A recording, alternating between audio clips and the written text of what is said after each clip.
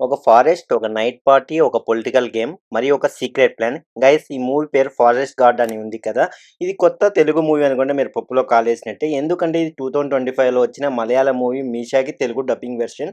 Original Malayalam version Amazon ప్రైమ్‌లో ఉంటే ఈ తెలుగు డబ్బింగ్ వెర్షన్ మాత్రం ఆహాలో స్ట్రీమ్ అవుతుంది. ఇక కథలోకి వెళ్తే స్పాయిలర్స్ ఏం లేకుండా చెప్పాలంటే ఆనంద్ అనే గైకి మిథున్ అనేవాడు ఒకప్పటి బెస్ట్ ఫ్రెండ్. కానీ ఒక సంఘటన వల్ల వీళ్ళిద్దరి మధ్య దూరం పెరిగిపోతుంది. మిథున్ ఇప్పుడు ఫారెస్ట్ డిపార్ట్మెంట్‌లో పనిచేస్తుంటాడు.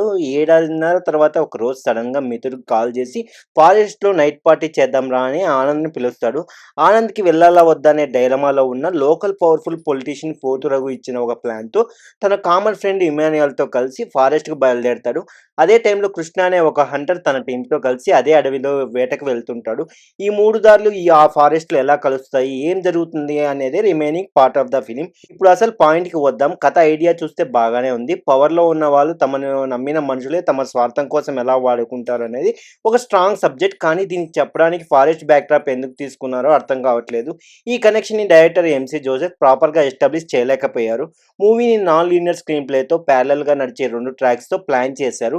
ఐడియా బాగానే ఉన్నా దీనివల్ల పెద్దగా ప్రయోజనం జరగలేదు. కథ ముందుకి, వెనక్కి షిఫ్ట్ అవ్వడం తప్ప పైగా ఈ 2 ట్రాక్స్‌లో ఒకటి పూర్తిగా అనవసరమైందిగా అనిపిస్తుంది. స్టార్టింగ్‌లో తర్వాత ఏదో బిగ్ ట్విస్ట్ రాబోతుందనే క్యూరియాసిటీ డైరెక్టర్ బాగానే క్రియేట్ చేస్తాడు. కానీ మూవీ ఎంతసేపు నడిచినా ఏం జరగకపోవడంతో ఆ క్యూరియాసిటీ నెమ్మదిగా చిరాకుగా మారిపోతుంది. టెక్నికల్ డిపార్ట్మెంట్ విషయానికొస్తే ఫారెస్ట్ లొకేషన్స్ నిజంగా బాగున్నాయి. సినిమాటోగ్రఫీ కూడా సాలిడ్‌గా ఉంది.